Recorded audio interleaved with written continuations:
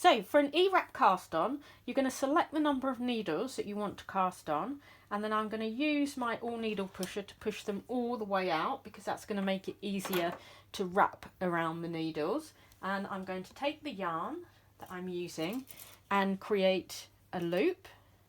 So I've just created one loop there, and I'm going to put that on the end needle. Now the important thing with an E-wrap cast on is to remember to cast on at the opposite end to the carriage. So if the carriage is on the right hand side, like here, I'm going to put the loop on the needle on the furthest left hand side. And now you can see that's now there and secure, so my hands are free for the minute. I'm just going to take this end of yarn, so this is the end that's attached to the cone. And you can see I'm just using my hand to take the tension out of the tension mast. It's going to make it a lot easier. You see this bit here is now slack, so I have a lot more control over that yarn. If I didn't take the tension out and I'm trying to wrap, I'm battling against that tension the whole time. So I'm going to use this hand here to pull the tension out, so I've got a slack piece of yarn there, and I'm then going to start with my cast on. So it's called an E-wrap because you're making the shape of a letter E. So I'm going under the needle and then over the top in the shape of a letter E.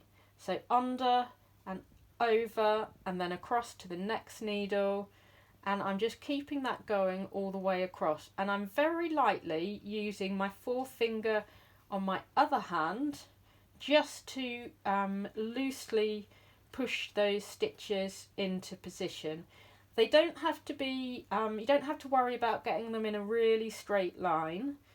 That doesn't matter. What you're looking for is an even tension on the wrap of your stitches. That's the ideal. You don't want them too tight, and you don't want them all loose and floppy either. So you're trying to get a nice even tension to all of those. So you can see I'm using this here to take the tension out of the yarn as I go, so that the piece that I'm wrapping I have full control over. So just a few more to go. So I'm going under and over, all the way until I get to the end needle, and then I can just take this piece of yarn and put it into the yarn feeder and close the gate.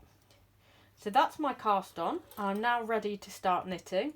So I'm going to knit the first row, and this first row is going to feel quite tight. That's normal.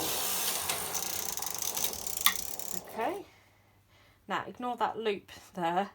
That's just where I hadn't fed the yarn in cleanly on into the yarn feeder, but that can be hidden in a seam or knitted in, so I'm not going to worry about that at this stage.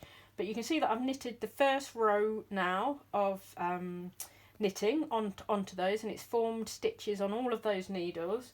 Now for the first 3 or 4 rows of an E-wrap cast on, you want to push all those needles out to D position before you knit again. It's just going to make it a whole lot easier for the machine to knit those stitches consistently. If you don't do that, there's chances that it won't knit all of the stitches. You'll get drop stitches or loops or problems. So I'm just pushing, I'm using this finger to hold the knitting back and push the needles out so that the stitches that are already on the needles go all the way to the back of the needle. And once I've done that 3 or 4 times, we're then fine to just carry on knitting normally. And I'll just go until I've got enough yarn here to put some weights on.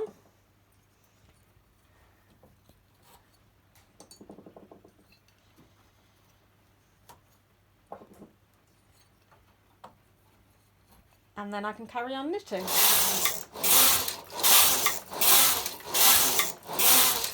And so that's my E-wrap cast on. I'll just show you the finished edge, because what you get is a nice almost chain stitch look to the edge there.